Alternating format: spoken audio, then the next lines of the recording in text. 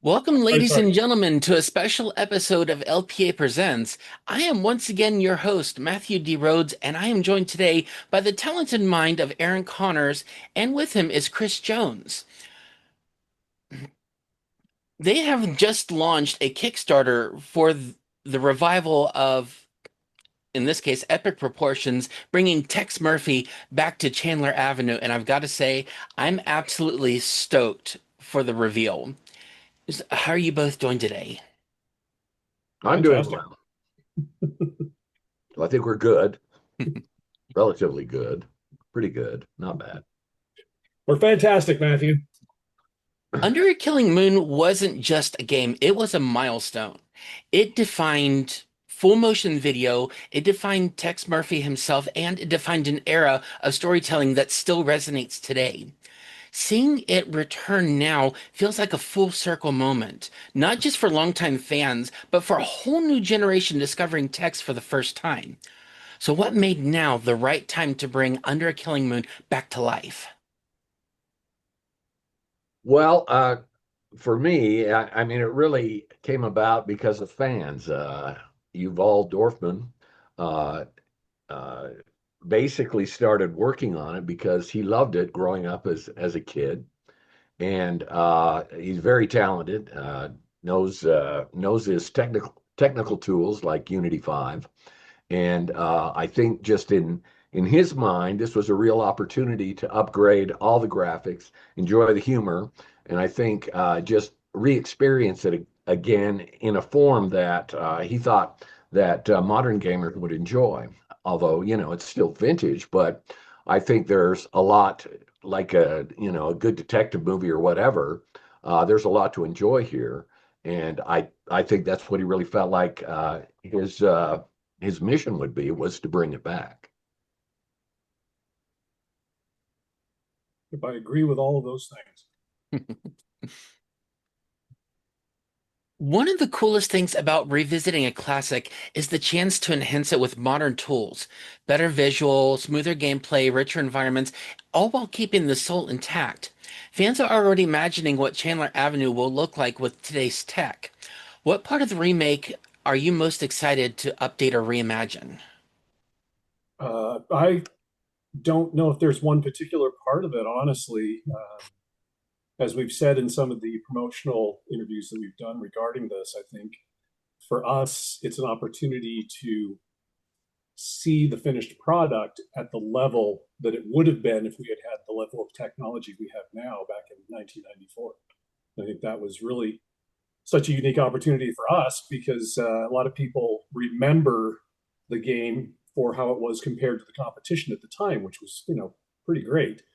But obviously, it's been 30 years now, and so things have, caught up and passed that level of resolution for the video and things like that. So to have the tools of today to be able to bring it to life in a way that we had envisioned it originally is very exciting for me. Yeah, I think for me, it is really bringing back these characters that we enjoyed so much while we were doing it, and the relationship they had. And I think Under Killing Moon, maybe more than the other games, and I don't know why, had a certain level of warmth to the characters and to the humor that people just really engaged with and really appreciated. And I think that opportunity to bring that back and see whether it holds for me is going to be very exciting. I can tell you it was amazing actually playing Tesla Effect. So being able to go back and play Under a Killing Moon the way it should be intended is going to be amazing. And at the same time, there's a magic to Under a Killing Moon, the tone, the humor, the charm that fans don't want to lose. There's a fine balance between modernization and preservation, and you've always been great at walking that line. What elements from the original are you absolutely committed to preserving? Yeah, I think it's all. I mean, the way he wants to bring it back is, in essence, it's just a restoration. I mean, we're really not going to change anything. We see it as an opportunity to bring it back in its original form.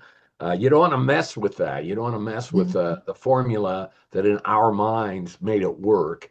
And Right. there's not sometimes there's just not a way to define what made it successful. So you don't want to mess with it. You see movies brought back, and you go, that just isn't as good as the original, even though they have great tools, even though they have, actors or whatever. But there's just moments that you capture that can't be recreated. And I think Under Killing Moon had a lot of those moments. Yeah, I second that.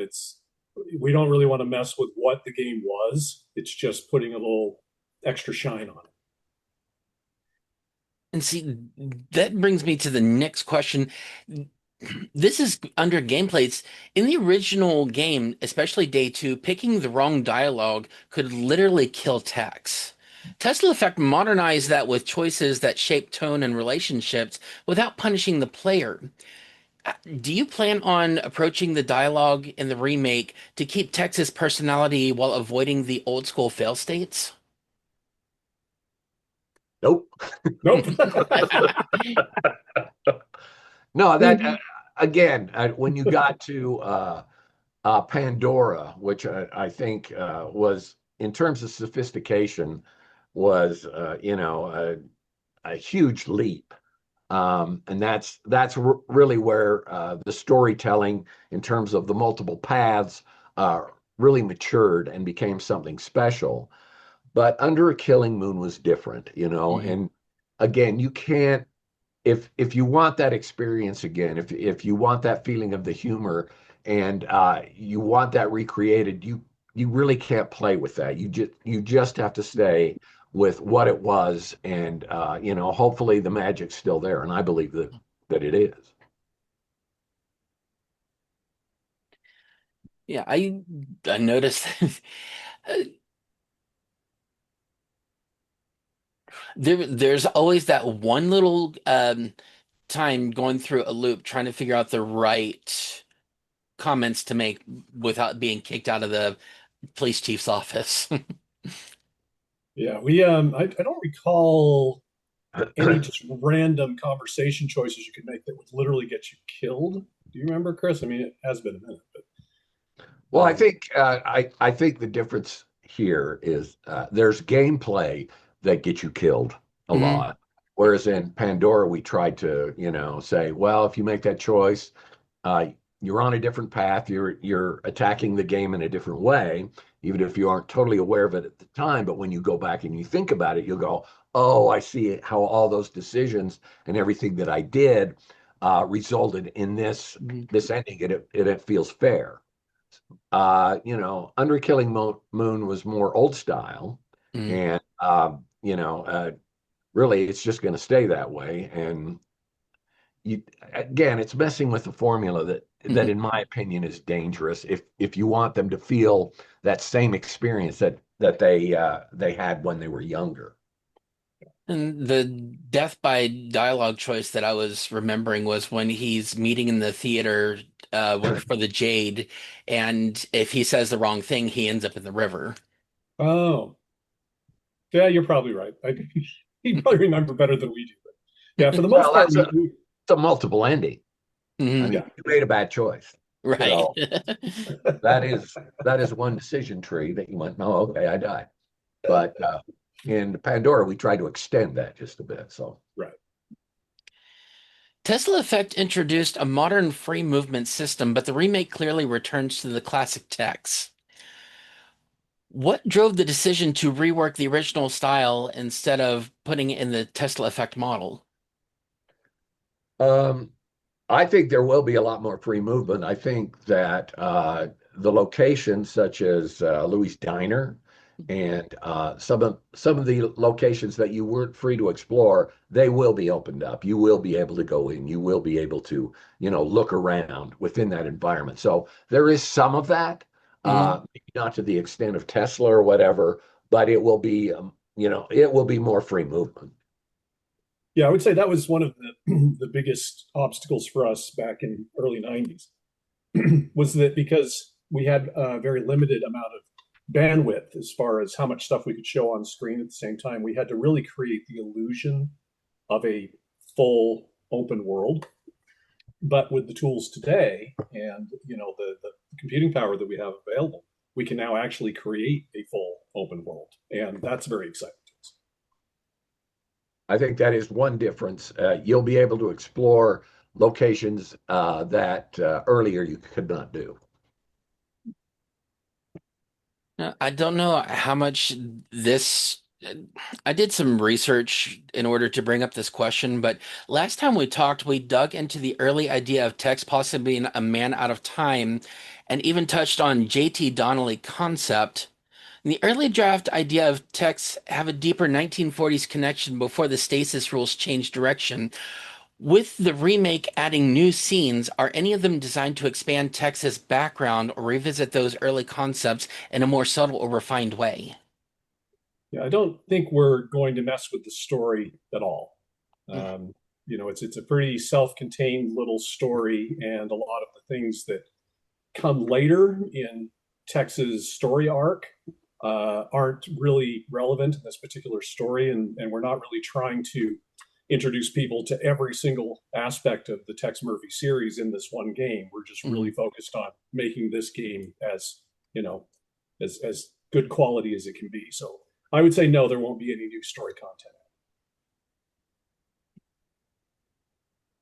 This remake feels like more than nostalgia. It feels like a signal, a step forward, a piece of a bigger picture. Fans can sense that this isn't just a one-off project, but part of a larger vision of Tex's future. How does this remake fit into the broader roadmap for the Tex Murphy series? Well, I think from our standpoint, we really want to see how this does.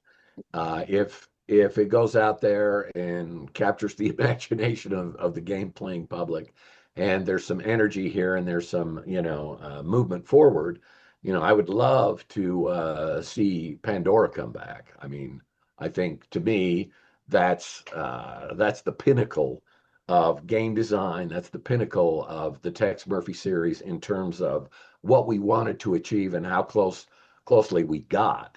I think there are opportunities, and Aaron can address this, of whether there are books or whether maybe there are whether smaller games or whatever that text could be part of, and we could explore more areas with Tex himself. But it really depends, I think, on how well this is accepted across the board. Yeah, I think that's really the first step before we really talk about anything seriously is what the response is to this. Yuval's really been the driver of this from the very beginning, and we're really happy to support him however we can. But it's really been his initiative that has made this happen, and it's a lot for one guy to really take on. So after the next few years when he's done, he's already mentioned that he would be interested in looking at possibly doing the same process with Pandora, but we'll just wait and see what happens. And obviously, if it does well, we'll throw in as much support as we can to make it happen. Now, Aaron, you've mentioned before that the last Tex game was in development, and that alone has sparked endless speculation. With the remake now in motion, fans are wondering how these pieces connect and what that means for Tex's final chapter. Are there any hints you can share about the upcoming last Tex game and how it ties into everything happening now?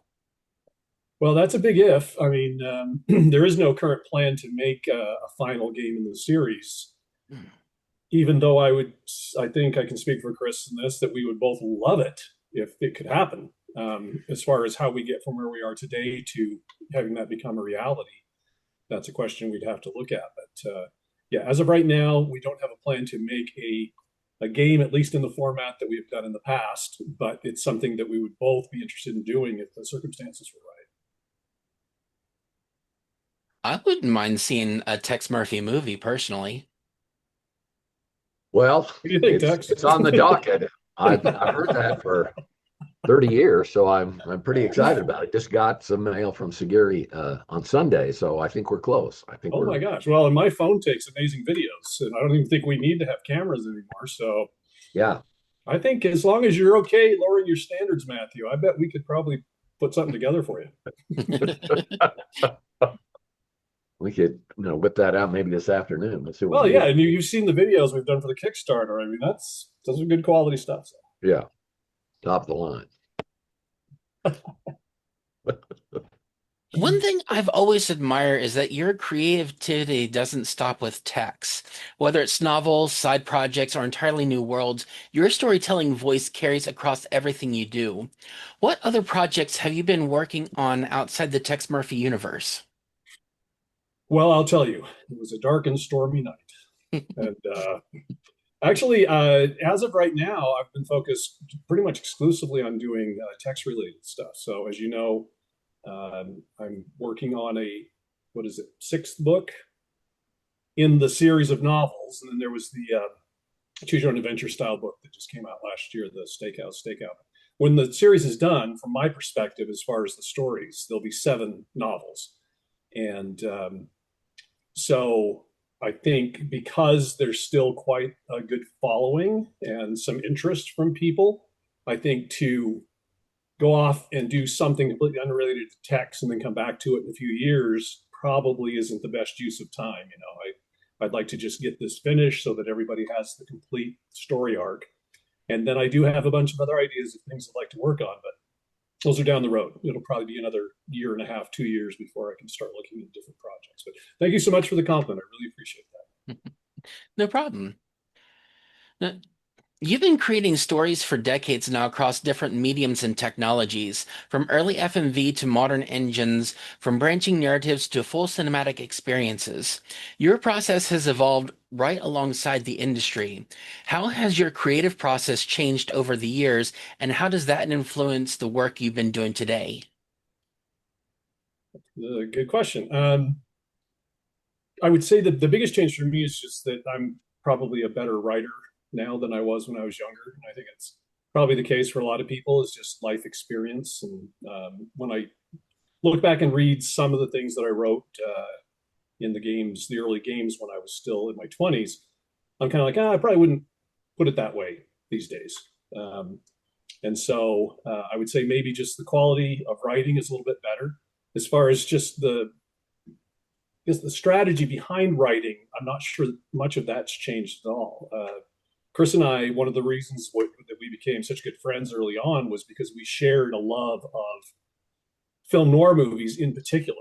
Um, and a lot of our favorite movies we had in common. And then Chris introduced me. Chris had actually probably more experience with I did, so he introduced me to some of the movies that are now my favorites. But one thing they all have in common is they all have really good writing. Like just snappy dialogue, zingers of humor, good plotting, building a lot of suspense and tension and things like that. And those are the things that Chris and I have both really appreciated in the things we enjoy. But those are things that we brought into our creative process as well. Yeah, and I would just add that Aaron is very good at the humor aspect. I think that his writing, at least from an actor's perspective, quasi-actor perspective anyway, that it's just fun to do. I mean, it's fun material to use and interact with. I remember, a number of sequences with Tanya Roberts in Pandora, the seduction sequence. I mean, yes, it's seductive, but it's also funny. And Tex has this, sense of a real innocence and, not only a man out of time, but a man out of water or whatever. I mean, always in the wrong place at the wrong time. And when I look back and I see some of those clips, I just go, man, that was good stuff. And Aaron has done just an incredible job with the dialogue over the years with Tex Murphy. Well, thank you. That's very nice. I have to say though, I just want to throw in here too, is that when you know the person you're writing for well, it definitely makes a huge difference, because it's like Chris and I hang out a lot and share a lot of things. And so when I was writing, I could just hear his voice with it, and what kind of thing would be very natural for him to deliver. And then to be honest, he actually had lived some stuff that was hilarious that I get full credit for as the writer that was all him. So just credit due where credit's due. Well, you both deserve credit because writing a joke is one thing, but being able to act it is a completely other, and you two together make the perfect pair. Well, thank you. That's We it is do. it is a shame We when you should be see a married, really but funny joke poorly executed. So yeah. yeah.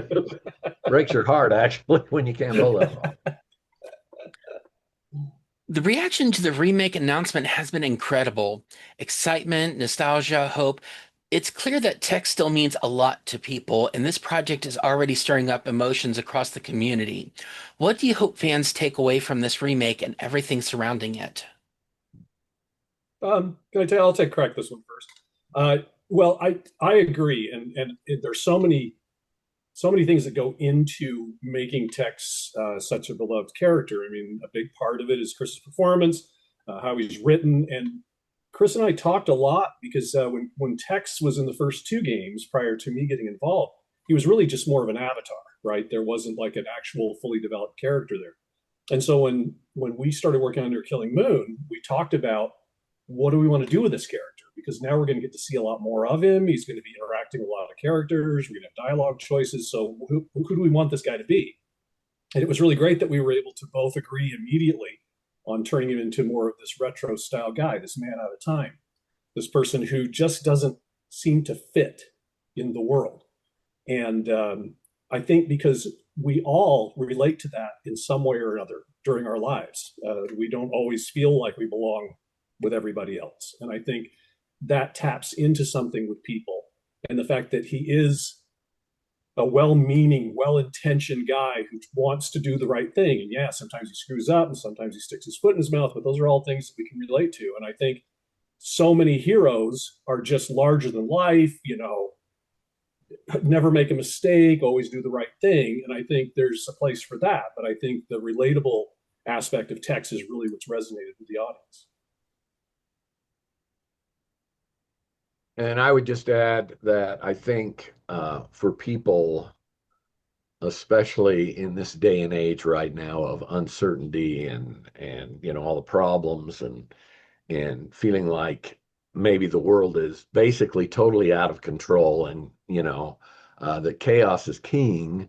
I think there is something to reaching back in your past and finding something that um, you really enjoyed, that you were comfortable within that world and in the confines of that world. And I think there is a draw to that. I think there is a draw for this nostalgia, and people might want to just find that a safe spot to go back to.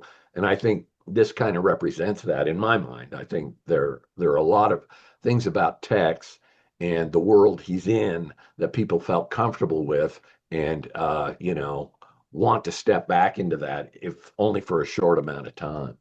Yep, it was a simpler time. I can't count myself among the older Tex fans. I actually came into Tex Murphy during Tesla Effect, but as soon as I played it, I had to go back and play all the others. It was an amazing experience. How was that for you For doing open it grab. the opposite way? I'm curious. Like, was it quite a jarring transition when you went all the way back to say Under a Killing Moon? Mm, No, because I actually grew up in the DOS era. It, it still is type of nostalgia for me even still, but um, being able to get to experience the original games outside of the flashbacks in Tesla Effect was interesting because then you got to see the story as it should have been. Right. I'm glad you enjoyed it. Yeah. Tex Murphy fans are a rare breed, loyal, passionate, and willing to stick around for decades. They've kept the flame alive through even every high and low, and they're a huge part of why this revival has been possible. Why does this fan base matter so much to you, and what has their support meant over the years? Um, Frankly, I'm stunned that Yuval and the Tex Murphy universe able to have another successful Kickstarter. I mean, I understood the one before because we left it on a cliffhanger, and we didn't want to leave it on a cliffhanger, but that's what happened. And people wanted to know what was going to happen. So, the money that came in to do that from the Kickstarter was great. That was a very big project, and I'm proud of the effort we made in order to pull that off. This one was a little different. This one was, hey, it's not a new game, but we want to see Under a Killing Moon, and it was the same for Yuval. I mean, that was his driving motivation, was to recreate it in using the new technology. And I didn't know how many people would support it, and frankly, he didn't either. I mean, he started out with a goal of $50,000. He hit that in about 5 minutes. And, for him to, get close to a $500,000 for this just shows the amount of loyalty and the amount of excitement people have for the concept. And, I don't want him to be disappointed, but I know Yuval's the guy to, from a technical standpoint, pull it together. The core material's there. We will support it, however it needs to be supported to make sure that it reaches the finish line and it's the product that everybody wants to be. But, honestly, I am delighted at the fact that the fans have, stuck around even after all these years and have supported this project. So it's thrilling. Yeah, I would say for me anyway too. It's humbling. It's like Yeah. had a couple of people send me emails through my website just to say how much the series of games and books and stories have meant to them over the years.